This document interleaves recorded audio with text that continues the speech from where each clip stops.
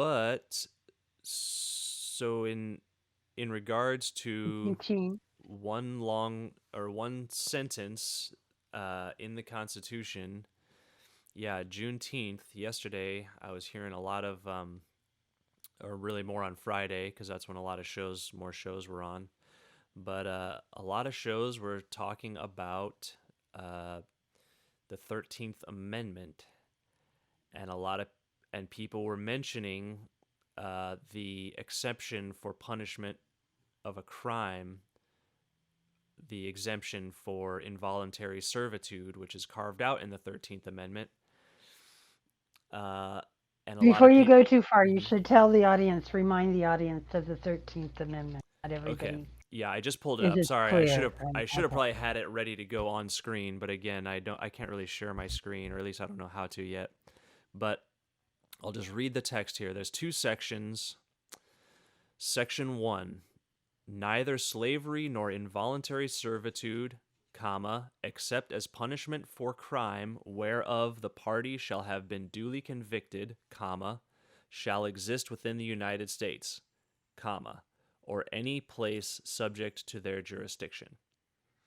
Section 2, Congress shall have the power to enforce this article by appropriate legislation. Okay, so there's actually three commas in that first section. And my proposal would be strike everything after the first comma up to the second comma. Yes, I think it's almost like it was added later anyway.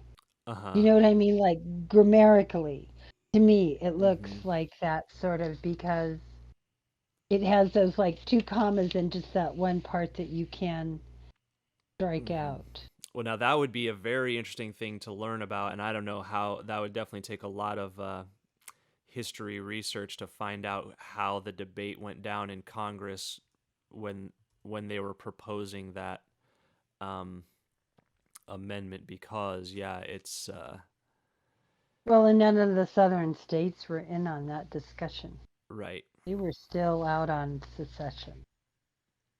right, and yeah, again, that would be very interesting. It's not necessarily um, necessary to know exactly all the ins and outs of who wrote what part to know that in practice that part that exempts punishment for crimes uh, as an exemption for involuntary servitude or slavery. And a lot of people on Friday were talking about how that's still a problem. I mean, that's still basically that's the reason for the incarceral state that our country is in, where we have more prisoners than the rest of the world combined, even though we only have like a tiny part of the population. Um,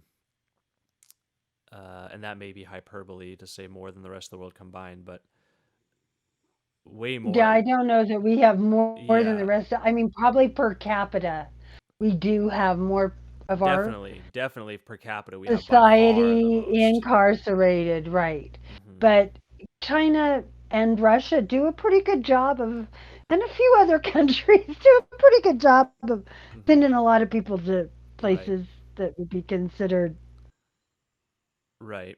yeah, Prisons, yeah, camps, prison. etc. I mean, yeah, Relax. I if mean, I'm you're not saying we're perfect, and I no, never want you to think that I do.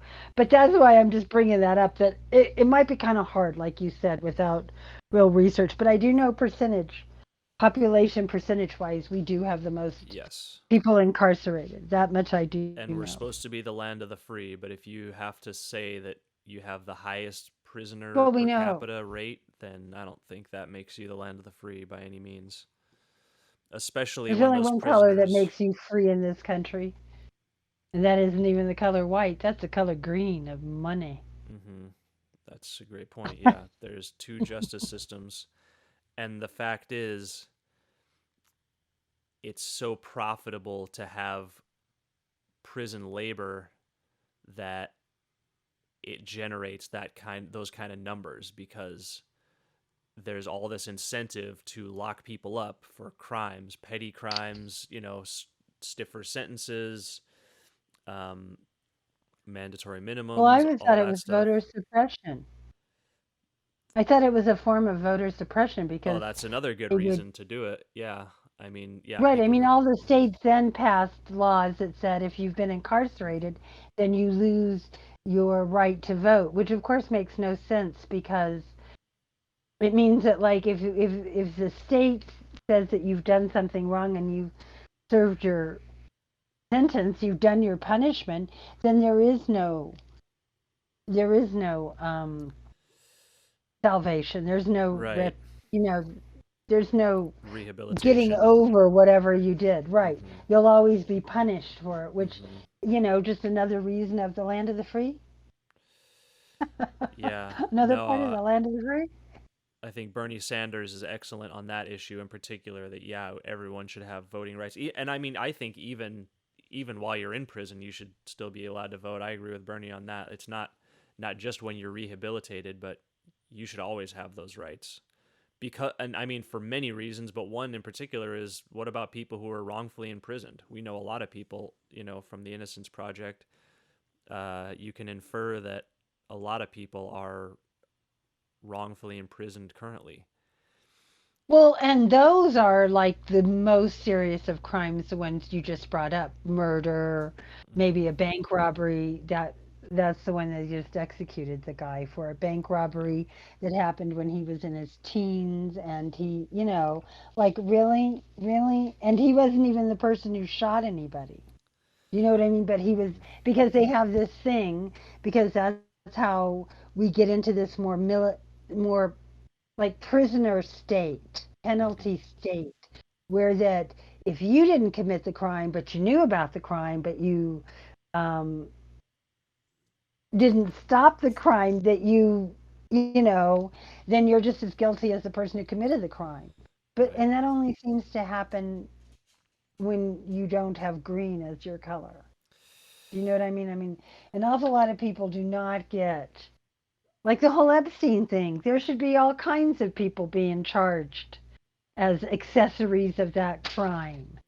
Not him being killed, him Right. sex trafficking, child um, trafficking, right? But no, who's getting hit? Nobody except, I mean, not that I think that the woman who is his, Hmm. was his bud, his groomer as well, Ghislaine Maxwell. is Elaine Maxwell, right? That she's like innocent in all of this, but isn't it interesting that the only person that's getting put on the rack is just a woman? Where are all the men who did the screwing of the young girls? Right. Just saying.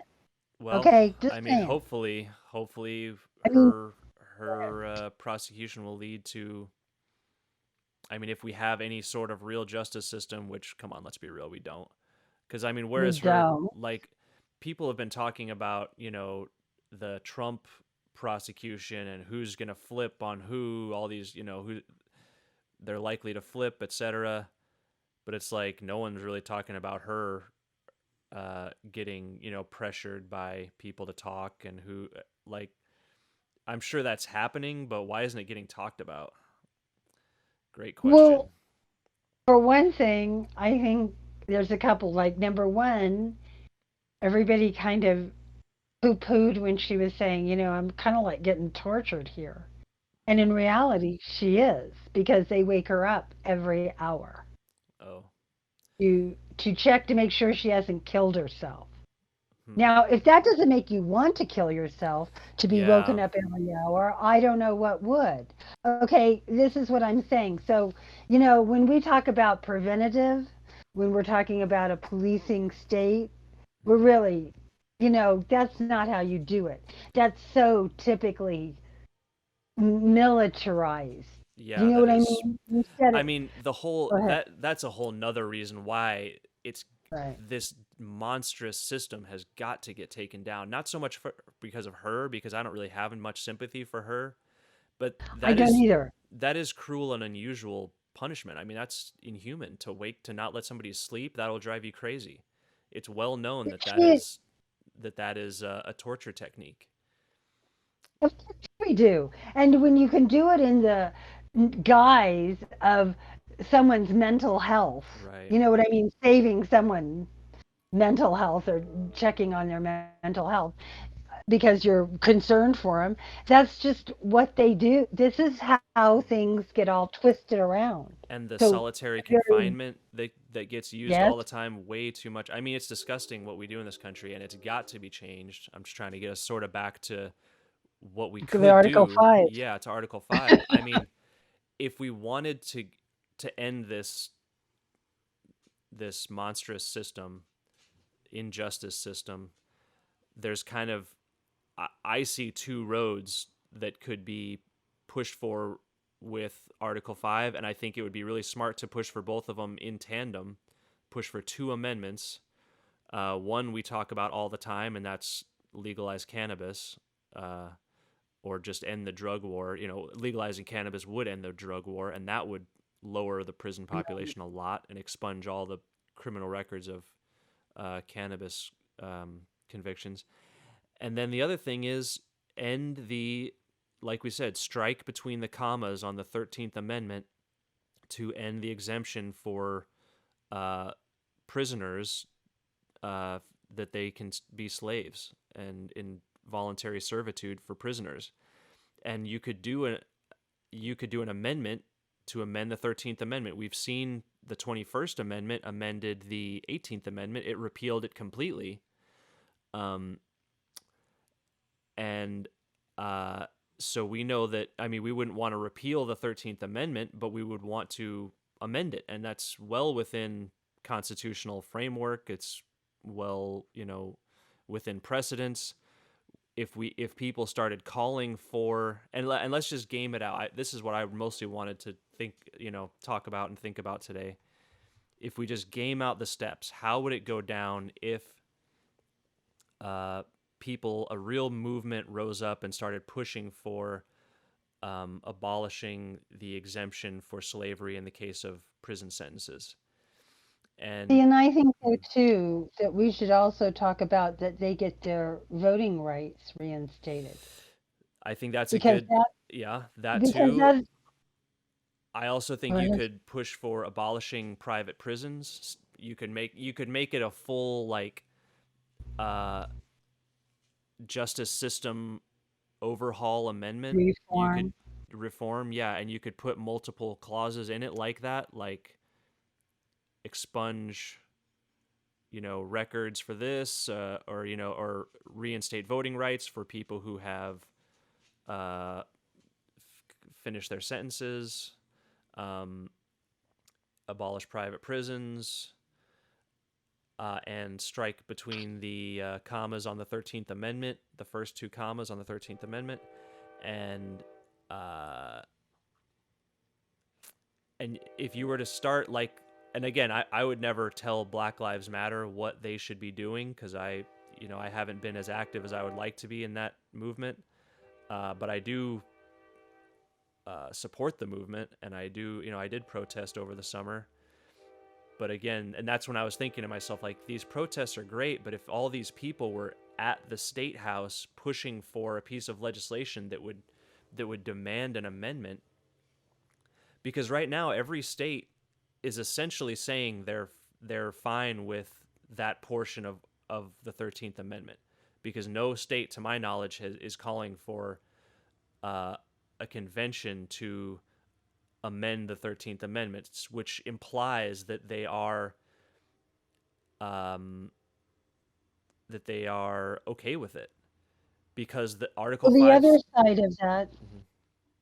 well, the other side of that is that since all of them don't pay their prison workers like $15 an hour or Mhm. $10 an hour, or it pretty much is that they're okay with it because they do it, They is do it. what That's my right. point is. So Like, it would be probably hard to start in like California. You probably would want to start in whatever state has the lowest, prison, the least amount of prisoners, etc. Start on the easier ones, and then you start talking shaming about the like probably Delaware or, the other states, you or know, yeah, then the states who are actually using all this slave labor are shamed for it because other states are calling them out. Um, But definitely the Article 5 says whenever. It says, I'm just going to pull it back up real quick. In regards to Congress, it says whenever, but then it carries on to talk about the states. So it's still saying whenever you see the need for an amendment, it's your duty to amend the Constitution. It's not an if. It says the Congress, comma, whenever 2/3 of both houses shall deem it necessary, shall propose amendments whenever they deem it necessary. So you can't just think, oh, we should have an amendment and then not do anything about it. That would be abdication of duty. The Congress is compelling Or that we should have Congress. change.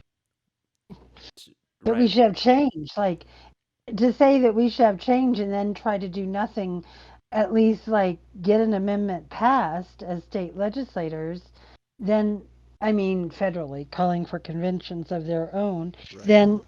then they won't ever change anything. So just saying that you want to and Hmm. doing nothing is what American politicians seem to be quite famous for now. Yes. And they have a million General, excuses, right? but we can take away those excuses from the ground up if people start demanding their state legislators. Like if you were to call your state legislator, whoever you are, wherever you are in America, if you're a citizen, you have a state representative and a state senator. With there's a couple of states that have weird setups, like Wisconsin has just one, I think, or something. It's an assembly, not a legislature or something. But essentially, you have a state representative who has the ability to call for a convention to amend the Constitution for your state. And if 2/3 of the states call for a convention on the same topic, then Congress uh, is compelled to call that convention. Or more likely, and so again, back to just gaming it out. If enough people start calling their state representatives to call for a convention, let's say it passes in one state, that's not going to that's at least that's something for that state to say, hey, we're taking a stand, and that puts the rest of the states on notice. It's not going to do much to push Congress, but let's say a couple more add on there. If you get 2 or 3 states, Congress is going to notice. And Congress is going to have to at least reckon with the fact that there's a growing number of people who want slavery completely abolished, not just, most of the time, but always no involuntary servitude, no slavery in the United States, period. And once they have to reckon with that, then you'll start getting, maybe you get a congressperson or a senator to call for an amendment to amend the 13th Amendment. And then you've got a tandem push from the states and from Congress. And really the more states that add on calling for a convention, that's just more pressure for Congress to make that amendment happen. Because Congress is supposed to be faster, than the states. So if you're getting close to the 2/3 threshold for the state's convention, Congress should step up and act and give that amendment to the states to ratify before the convention happens. And if they don't, then we'll have the convention, and then the convention will be called. 2/3 of the states call for a convention. Congress has to call it.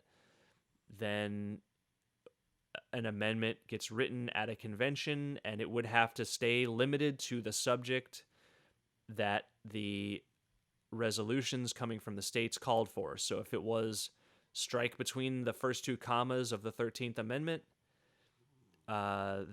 or if your resolutions were written so that it was just substantial prison reform, you could do that so that it's not open up. So because here's now, just again gaming it out, what you're going to have come up in opposition is a bunch of people saying, oh, you can't do that. I'm saying like prison lobbyists, people who are in favor of this monstrous prison industrial complex that we have are going to step up and say, oh, you can't amend the 13th Amendment to get rid of slavery for prisoners because then you're going to open up the Constitution and people are just going to abolish the entire 13th Amendment and you're going to have slavery back how it was, before 1865, which is just horseshit. I mean, there's nothing else to say. If the states all passed resolutions saying, yeah, open up the Constitution, then okay, then the Constitution's opened up. But if they pass resolutions specifically calling for a certain amendment, then the convention, if it got to a convention, could not go beyond those limitations. And there's plenty of scholarly work that says a convention can be limited. Every single constitutional scholar agrees a convention can be limited to a single topic. Even though conspiracy theorists are going to start coming out of the woodwork saying, oh no, it's so scary because then the Constitution is going to be completely rewritten. Well, okay, guess what? If something came out of a convention that was totally different, or even if something came out of Congress that was unpopular or, rewrote the Constitution in an unpopular way, Article 5 explicitly says when ratified by 3/4 of the several states. So it's only when ratified by 3/4 of the several states. You can't go around that. You can't write in the amendment, oh, but this one only has to be ratified by half or something like that, or it can be, ratified by Congress. No. You would have to amend Article 5 to change that ratification threshold, which itself would require the 3/4 ratification threshold to amend Article 5. So I dismiss that argument completely out of hand. It's ridiculous. Well, this goes back to right that they had a convention and they wrote a constitution, and so now everyone's like, huh? What if we have a convention? And I'm still like, really? I can't imagine anybody wanting to rewrite the Constitution. It would be a laborious and on gratifying task, I'm sure. Ask Thomas Jefferson or Madison, who wrote all of them. You have to go back and just keep correcting, and people are never happy. And I could just go down the list, but I'm making sort of a joke, which is that it would be so unpopular in America that I do not believe the populace would allow it. The Yeah. population of America would No. not accept it. And therefore a government only rules because the people allow it to. Mm-hmm. And let us never forget that. And that has been talked about a lot, and I'm not necessarily saying it from even a Marxist. I'm Mm-hmm. talking about it from the suffragette point of view, which is you can only be ruled if you allow your government to do it, which is Right. why the British suffragettes let off 170 bombs. Well, And guess what? Their government wasn't doing so good at the time. And the thing that saved them was World War One. Only Britain could say they were saved by World War One. It yikes. was sad. It was getting very bad. I mean, it Mm-hmm. seriously was getting as bad as anything that we talk about in Ireland. Mm. So it was that bad, but nobody likes to talk about that. Nobody we tend to be very quiet about that because it bothers us. It bothers us because that's what people don't want to talk about. I mean, even the French Revolution was about that. The people decided that the monarchy was no longer going to rule them. And guess what? They didn't. I mean, They this is got what we always talk executed. about. I This mean, is the importance of Article 5 and having a yep. peaceful political pathway to revolution in the Constitution, that people can rise up peacefully in protest to make change without having to resort to things like that. And again, the people who are saying, "Oh, you can't touch Article 5, you can't push for states convention because it's scary." Well, how scary is the alternative? Because people aren't just going to take this oppression anymore. I mean, I'm personally not. That's why Well, we're doing this and show. and It is, and the framers did understand this. Even Madison and Hamilton and all of them knew that if you did not involve in some form or another a populace in the defining of the government, Hmm. then you would eventually have a revolution. It's just sort of what happens.